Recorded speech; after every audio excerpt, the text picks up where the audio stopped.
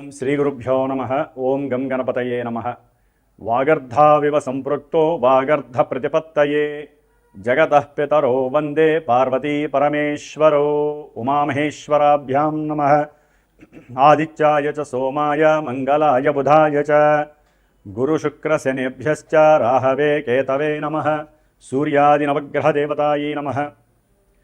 వీక్షిస్తున్నటువంటి ప్రేక్షకులందరికీ కూడా మీనరాశిలోకి ఈ మార్చి 14వ తేదీ నుండి కూడా సూర్యభగవానుడు తన యొక్క సంచారాన్ని పూర్వభద్ర నక్షత్రము, ఉత్తరాభద్ర నక్షత్రము, రేవతి నక్షత్రంలో సంచారాన్ని కావిస్తూ, అలాగే మార్చి 11వ తేదీ నుండి కూడా మిథున రాశిలో వక్రగతిలో ఉన్నటువంటి గురు మహానుభావుడు రుజుమార్గంలో ప్రయాణం చేస్తూ అత్యంత బలవంతుడై తన యొక్క దృష్టి బలము చేత ఎన్నో రాసుల వాళ్ళకి శుభాలని చేకూరుస్తూ, అలాగే బుధగ్రహము ఈ యొక్క మార్చి నెలలో మరియు ఏప్రిల్ నెల వరకు కూడా మరి ఆయన కుంభరాశిలో రాహువుతో తన యొక్క సంచారాన్ని గడుపుతూ, శుక్ర భగవానుడు మార్చి 2 నుంచి ఏప్రిల్ 1 వరకు కూడా దాదాపుగా మనకి ఈ యొక్క మీనరాశి అయినటువంటి ఉచ్చస్థితగతుడై, అట్లాగే రాహువు కుంభరాశిలో, కేతువు సింహరాశిలో, అలాగే కుజభగవానుడు రాహువుతో కలిసి దాదాపుగా ఏప్రిల్ 1వ తేదీ వరకు కూడా కుంభరాశిలో సంచారం చేస్తూ, మీనరాశిలో ఉన్నటువంటి శని భగవానుడితో ఏప్రిల్ 2వ తారీఖు నుండి కూడా తన యొక్క ప్రయాణాన్ని చేస్తూ ఉన్నాడు. ముఖ్యంగా ఈ యొక్క సూర్యుడు మీనరాశిలో ప్రవేశించే సమయాన్ని మనము మీన సంక్రమణము అంటారు. ఇది మార్చి 14 నుంచి ఏప్రిల్ 15వ తేదీ వరకు కూడా ఈ సూర్య భగవానుడు మీనరాశిలో సంచరిస్తూ, మిగతా గ్రహాలన్నీ కూడా ఈ విధంగా సంచరిస్తూ, చంద్రుడు 2.5 రోజులకి ఒక్కొక్క రాశిని సంచరిస్తూ మేషాది మీనరాశి పర్యంతము ఏ రాశుల వారికి, అట్లాగే అశ్విన్యాది రేవతి నక్షత్ర పర్యంతం ఏ నక్షత్రాల వారికి, అట్లాగే ఒక్కొక్క రాశిలో కూడా నామాక్షరాలు కలిగినటువంటి వారందరికీ కూడా ఈ యొక్క గ్రహాల యొక్క స్థితిగతులు ఏ విధంగా వారిని పరిపాలిస్తూ, కొంతమంది రాశుల వారికి శుభాలని, కొంతమంది రాశుల వారికి ఇబ్బందుల్ని కలుగజేస్తూ ఉంటాయో తెలుసుకుంటూ, మరి మేషరాశి పర్యంతము మీనరాశి వారికి ఈ మార్చి 14వ తేదీ నుండి ఏప్రిల్ 15వ తేదీ వరకు ఏ విధమైనటువంటి గ్రహ స్థితిగతులు కల్పింపజేస్తూ ఉంటాయో తెలుసుకుందాం. మిథున రాశి వారికి ఈ యొక్క మార్చి 14వ తేదీ నుండి ఏప్రిల్ 15వ తేదీ వరకు కూడా మరి జన్మరాశిలో ఉన్నటువంటి గురుడు మార్చి 11వ తేదీ నుండి కూడా రెట్రోగ్రేడ్ అంటే వక్రీగత స్థితిని వదిలిపెట్టేసి రుజుమార్గంలో ప్రయాణం అంటే కర్కాటక రాశి వైపు ప్రయాణాన్ని చేస్తూ ఉన్నాడు. కాబట్టి కొంతవరకు వీరు అనుకున్నటువంటి వ్యాపార విషయాల్లో కావచ్చు, లేకపోతే ఆరోగ్యపరమైన విషయాలు కావచ్చు, లేదా ఉద్యోగ విషయాలలో కావచ్చు, కొంతమందికి మార్పులు కలిగే అవకాశాలు తప్పకుండా ఉంటాయి. అది మీకు ఇష్టం ఉన్నా ఇష్టం లేకపోయినా తప్పకుండా ఈ యొక్క విషయాల్లో మార్పులు జరుగుతాయి. మీరు తీసుకునేటటువంటి స్వయంకృత నిర్ణయాలు చాలా పట్టుదలతో కూడినటువంటి, జ్ఞానంతో కూడినటువంటి కొన్ని ఏదైనా సరే మీరు నిర్ణయాలు తీసుకున్నట్లయితే వ్యాపార విషయంలో కావచ్చు, మీరు చేసే వృత్తి ఉద్యోగ విషయాల్లో కావచ్చు, చాలా కష్టపడితే కానీ మీకు ఆ పనులు జరగవు, గుర్తుపెట్టుకోండి. ఆరోగ్య విషయంలో కూడా అంతే. తగ్గిపోవడానికి చాలా ఛాన్సెస్లు ఉంటాయి. అంటే దీర్ఘకాలిక అనారోగ్య బాధలతో బాధపడుతున్న వాళ్ళకి మరి ఎప్పుడు తగ్గుతుంది ఈ యొక్క అనారోగ్యము, మేము ఎప్పుడు మళ్ళీ హ్యాపీగా పూర్వకాలంలో మేము ఉన్నట్టుగా తయారవుతాం అనుకున్న వాళ్ళు గురుగ్రహ జపాన్ని చేయించుకోండి. అట్లాగే ఒక 16 గురువారాలు ఉపవాసం ఉండండి. 16 గురువారాలు దత్త స్తోత్రాన్ని చదవండి. వీలుంటే గురువారం దత్త కవచము, గురుచరిత్ర పారాయణ చేయండి. అట్లా ఏదైనా సరే శివాలయంలో గురువుకి సంబంధించినటువంటి శనగలు చక్కగా నైవేద్యం పెట్టించేసి 10 మందికి పంచండి. ఏదో ఒక ప్రయత్నపూర్వకంగా మనం గనక ఆ గ్రహాలకి తగ్గట్టుగా దైవాన్ని మనం గనక చేసుకుంటూ ఉండాలి. సరే ఇవన్నీ చేయలేమండి, మేము దూరంలో ఉంటాం, వేరే దేశాల్లో ఉంటాం, లేకపోతే మేము ఈ ఊర్లో ఉండి కూడా మాకున్న హడావుల్లో మాకు కుదరట్లేదు అనుకుంటే ఒకటే డైరెక్ట్ గురుగ్రహ జపము, హోమము చేసుకోవడం చాలా విశేషము.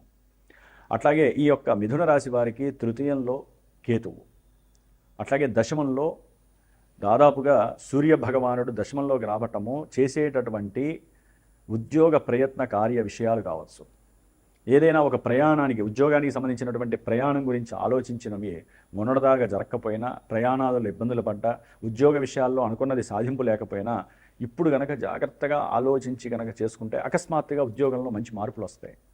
అది ప్రమోషన్ రావచ్చు, ఉద్యోగంలో మంచి అవకాశాలు కలగచ్చు, ఏదైనా జరగడానికి అవకాశం ఉంది. అయితే ఇక్కడ ఏంటంటే సూర్యుడు ఒక్కడే ఉంటే మనకి కొన్ని అనుకూలమైనటువంటి పరిస్థితులు వస్తాయి. కానీ మిథున రాశి వారికి దశమస్థానమైనటువంటి మీనరాశిలో శని ఉండటము, రవి ఉండటము, అట్లాగే ఏప్రిల్ 2 నుంచి కుజగ్రహం అక్కడికి రావటము, అట్లాగే శుక్రుడు మార్చి 26 వరకు ఉన్నాడు అదే స్థానంలో. మార్చి 28 నుంచి కూడా శుక్ర భగవానుడు లాభంలోకి వస్తాడు. కొంతవరకు వారికి ఊరటగా ఉంటుంది. అంటే ప్రేమించిన వాళ్ళకి, ప్రేమికులకి అనుకున్న అభీష్టం నెరవేరటం, వివాహ విషయాలలో కొంత అనుకూలతలు కలగటము, అట్లాగే ఎవరైనా సరే ఆర్థిక ధనపరమైన విషయాలలో షేర్స్ కావచ్చు, స్టాక్ మార్కెట్లు కావచ్చు, చిట్టీలు కావచ్చు, చిట్ ఫండ్లు కావచ్చు, ఎవరికైనా డబ్బులు ఇచ్చిన వాళ్ళు ఉన్నా కూడా సంతానపరమైన విషయాల్లో కావచ్చు, అన్ని సర్వ శుభాలు జరగడానికి శుక్ర భగవానుడు అనుకూలంగా ఉంటాడు మార్చి 28 నుంచి. అట్లాగే ఏదైనా సరే అప్పులు తీరాలి అనుకున్నప్పుడు ఏదో రకంగా సంతానం, వీరికి ఉన్నటువంటి సంతానము సహకరించి వీరికి ఉన్నటువంటి అప్పులు తీర్చే అవకాశం ఉంటుంది. ముఖ్యంగా దశమంలో ఉన్నటువంటి రవితో పాటుగా ఈ కుజ శనులు కలిసి ఉండటం అనేటటువంటిది కొంత ఇబ్బందికరమైనటువంటి పరిస్థితులు. అకస్మాత్తుగా వీరి యొక్క ఆరోగ్య విషయంలో అనుకున్న సడలింపులు జరక్క అవి కాస్త ఇంత రోగం కాస్త ఇంత పెద్ద రోగం అయ్యే అవకాశం ఉంటుంది. సూర్యుడు అక్కడ ఉన్నప్పటికీ దశమంలో ఈ శని యొక్క బలం ముందు, కుజుడు యొక్క బలం ముందు ఆయన బలహీనుడు అయిపోతూ ఉంటాడు. ఎందుకంటే ఇక్కడ శని కుజులు కలవటం అనేటటువంటిది వీరికి ఉన్నటువంటి ఉద్యోగ వ్యవస్థలో పెద్ద సమస్యలు వచ్చే అవకాశాలు ఉన్నాయి. ప్రమోషన్ రావాలి ఎట్టి పరిస్థితుల్లో, దూర ప్రాంతాలకు వెళ్ళిపోవాల్సిందే, ప్రమోషన్ రావాల్సిందే అనుకున్న వాళ్ళకు కూడా ఈ శని యొక్క ప్రభావం వలన కుజుడు ఇచ్చే అవకాశము ఉన్నప్పటికీ కూడా కుజుడు కూడా ఇవ్వలేని పరిస్థితి. ఎన్నో అగాధాలు, ఎన్నో విభేదాలు, కొట్లాటలు, ఆస్తుపాస్తుగల విషయాలలో, పంపకాల విషయంలో కావచ్చు, కాకపోతే వీరు చేసేటటువంటి సేవకా వృత్తిలో వీరి మీద లేనిపోని సాడీలు, వీరి మీద లేనిపోని అపనిందలు, అవమానాలు చేయించటం, ముఖ్యంగా ఉద్యోగ వ్యవస్థలో వీరికి ఒక గ్రహణం పట్టిందని చెప్పుకోవాలండి. మిథున రాశి వారికి అన్ని సమస్యలుగానే ఉంటాయి. రవి బలంగా ఉన్నాడని మాత్రం అనుకోకండి. 2 అసలైన గ్రహాలు, పాపగ్రహాలు ఆ యొక్క స్థానంలో ఉండి మీకు ఉన్నటువంటి కర్మ దోషాలని ఎంతగా ఇవ్వాలో అంత చేస్తున్నారు. అట్లాగే మీకున్నటువంటి సంఘంలో కీర్తి కానీ, ప్రతిష్టలు కానీ, మానము కానీ, అభిమానము కానీ అన్నీ కూడా తగ్గించే పరిస్థితి. మీకు మీరే స్వయంకృతంతో వాటిని కోల్పోయే పరిస్థితి. ఎవరైనా సరే ఎగ్జామ్స్ రాద్దాము అనుకున్న సమయంలో వారికి ఆరోగ్యరీత్యా సమస్యలు రావటం, లేకపోతే తగ్గిందనుకున్నట్టుగా ఉన్న ఆరోగ్యం ఏదైనా సరే సమస్యలు ఉంటే అవన్నీ కూడా పునరావృతం కావటము, దాని ద్వారా వీరికి ఆరోగ్య సమస్యలు అధికమై చదువుకునే విద్యార్థులకు చదువు పతనం అవ్వటం, చదువు ఎందు అభిలాష తగ్గటము, మార్కులు సరిగ్గా రాకపోవటము, ఇలాంటివి జరగడానికి కూడా ఈ శని కుజుల యొక్క దృష్టి చాలా ఘోరంగా ఉంటుంది. భార్యాభర్తల మధ్య అయితే కనుక అసలు లేనిపోని గొడవలు, ఒకరు అనుకుంటే ఒకరు అనుకుంటారు. దాని ద్వారా ఇరువురి మధ్య విపరీతమైనటువంటి సంభాషణ అది పెద్దదై చిలికి గాలివానే చివరికి ఎవరో ఒకళ్ళు పోలీస్ స్టేషన్ నుంచి చెరసాల దాకా వెళ్ళాల్సిన అవసరమైతే హాస్పిటల్స్కి వెళ్ళాల్సిన పరిస్థితి వస్తుంది. అంటే అంతటి ఉద్రేకవంతమైనటువంటి చర్యలు ప్రారంభమవుతాయి ఈ యొక్క మిథున రాశి వారికి.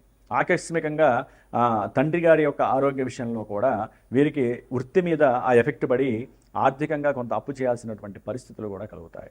ఉన్నటువంటి ఇళ్ళని, గృహాలని కూడా జప్తుకు పెట్టి ఏదో రకంగా తన ఇంట్లో వాళ్ళని బతికించే పరిస్థితులు, లేకపోతే వీరికి ఉన్నటువంటి అప్పులు తీర్చడానికి చిన్న ప్రయత్నమైనా చేస్తారు ఈ యొక్క మిథున రాశి వారు. ఎందుకంటే గ్రహస్థితి చూస్తే వీరికి 3లో ఉన్నటువంటి కేతువు, 9లో ఉన్నటువంటి రాహువు, వీళ్ళిద్దరూ ప్రయాణాలను ఎక్కువగా చూపిస్తూ ఉంటారు. అది దగ్గర ప్రయాణాలు కావచ్చు, దూర ప్రయాణాలు కావచ్చు, వృత్తిరీత్యా, ప్రమోషన్ల రీత్యా, గృహరీత్యా ఏదైనా గృహాన్ని మార్పులు చేయటం, ఇలాంటి విషయాల్లో కావచ్చు.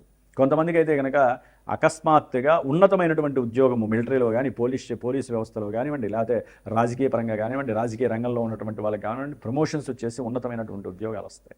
కుజశనుల యొక్క కలయిక ప్రమాదంతో పాటు కొన్ని ప్రమాణాలు కూడా కలిగి ఉంటుందండి. రవితో కలిసి ఉన్నారు కదా, కాబట్టి ఇవన్నీ ఒకెత్తు అయితే 9లో ఉన్నటువంటి రాహువు బాలారిష్ట దోషాన్ని కలుగజేస్తూ ఉంటాడు. తండ్రి గారి ఆరోగ్యం పట్ల కొంచెం శ్రద్ధ తీసుకోండి ముఖ్యంగా.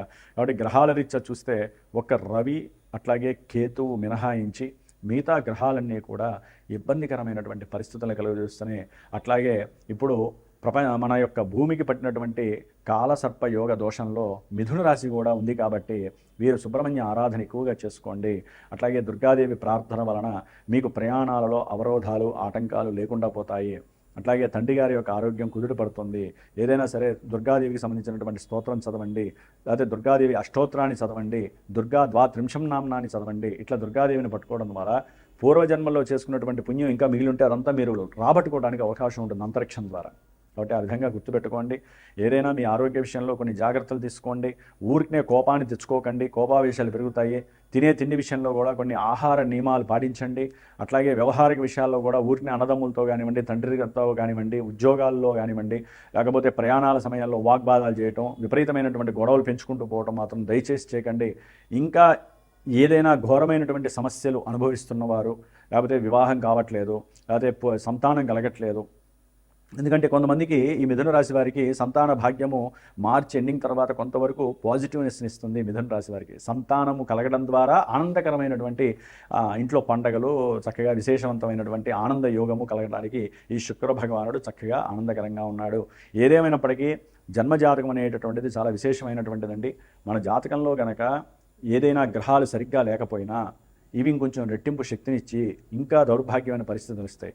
అదే మరి ఇప్పుడు గ్రహస్థితులు ఏం బాలేదు కదండి అనుకుంటే, జన్మజాతకంలో కనుక ఏదైనా లగ్నం నుంచి గ్రహాలు ఇప్పుడు ప్రతికూలంగా ఉన్న గ్రహాలు దశలో అంతర్దశలో అనుకూలమైనట్టుగా ఉన్నట్లయితే వారికి ఇవన్నీ పాజిటివ్గా ఇచ్చి చక్కటి ధనాన్ని ఇస్తాయి, మంచి ఉద్యోగ అవకాశాలను ఇస్తాయి, సంతానాన్ని ఇస్తాయి. కాబట్టి ఏదేమైనప్పటికీ సర్పదోష నివృత్తి కోసము, కుజశనుల యొక్క దోష ప్రయుక్తం కోసము మా యొక్క శ్రీమాత జ్యోతిషాలయ పీఠమునందు ఈ యొక్క మార్చి 2వ తేదీ నుండి దాదాపుగా మే 10వ తేదీ వరకు సుబ్రహ్మణ్య హనుమత్ దేవతకి సంబంధించినటువంటి మంజు సూక్త, సర్పసూక్త పారాయణలు, గణపతి అట్లాగే దుర్గా సూక్త పారాయణలు, నవగ్రహ జపాలు, ముఖ్యంగా మార్చి 18వ తేదీ అమావాస్య సుబ్రహ్మణ్య పాశుపత హోమము సంతానం గురించి ముఖ్యంగా, అట్లాగే వివాహంలో అడ్డంకులు వచ్చి వివాహం కానటువంటి వారి గురించి, కోర్టు కేసుల్లో విపరీతమైనటువంటి ధనాన్ని నష్టపోతూ ఒక పట్టాన కులిక్కి రానటువంటి వారికి సుబ్రహ్మణ్య పాశుపత రుద్రహోమము, దాంతోపాటుగా విశేషంగా నవగ్రహాలు నక్షత్రాలకి మృత్యుంజయ పాశుపత హోమం అనేటటువంటిది ఆరోగ్యాన్ని ఇస్తుంది. ముఖ్యంగా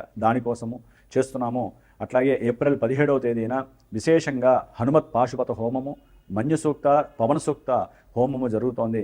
కాబట్టి ఎవరైనా పర్సనల్గా జ్యోతిష్యపరంగా తెలుసుకోవాలి, మీ జాతకంలో జరుగుతున్న దశలేంటి, అంతర్దశలు, ఏ ఈవెంట్కి ఏ యొక్క సంవత్సరాల్లో మేము రెడీగా ఉండాలి, ఇప్పుడు మాకు సమస్యలు బాగా ఉన్నాయండి, మేము ఎన్నో రకాలుగా ఆర్థికంగా నష్టపోతున్నాము, ఎన్నో రకాలుగా మనశ్శాంతి లేదు అనుకున్న వాళ్ళు తప్పకుండా పీఠానికి ఫోన్ చేయండి. తప్పకుండా మీ యొక్క జన్మజాతకంలో ఉన్నటువంటి విధి విశేషాలను తెలుసుకొని దాని ద్వారా ఏదైనా గ్రహ జపాలు కానీ హోమాలు కానీ చేసుకునే అవకాశం ఉన్నటువంటి వారు తప్పకుండా మా పీఠంలో సంప్రదించండి. పీఠంలో ఎప్పుడూ కూడా జపతపాలు హోమాలు జరుగుతూనే ఉంటాయి మా యొక్క శ్రీమాత జ్యోతిషాలయ పీఠంలో. సర్వే జనాః సుఖినో భవంతు. శ్రీమాత్రే నమః.